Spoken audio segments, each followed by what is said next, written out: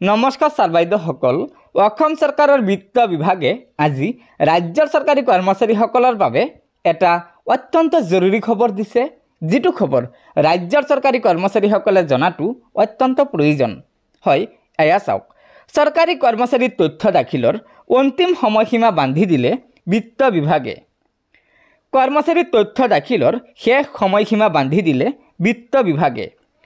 যিসকল নিয়মীয়া কৰ্মচাৰীৰ নিযুক্তি প্ৰক্ৰিয়া 2005 চনৰ 1 ফেব্ৰুৱাৰীৰ আগতে আৰম্ভ হৈছিল, তেওঁলোকক পুৰণি পেঞ্চন আঁচনি অৰ্থাৎ OPS-ৰ আওতালৈ আনিবলৈ বিত্ত বিভাগে আন বিভাগসমূহৰ তেনে কৰ্মচাৰীৰ সংখ্যা বিচাৰি আছে যদিও বিভাগসমূহে সঁহাৰি দিয়া নাই।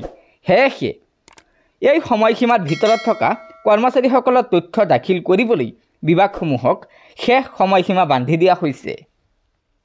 অহা 21 জুলাইৰ ভিতৰত যদি সকলো বিভাগে উক্ত সময়সীমাৰ আগত নিযুক্তি প্ৰক্ৰিয়া চলা বিজ্ঞাপন প্ৰকাশ হোৱা পদৰ বিপৰীতে নিযুক্তি হোৱা নিয়মীয়া কৰ্মচাৰীৰ তালিকা তথা তথ্য বিভাগসমূহে দাখিল কৰিব লাগিব।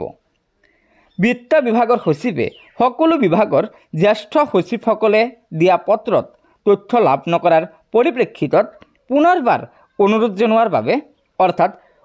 জনোৱাৰ কথা উল্লেখ কৰে।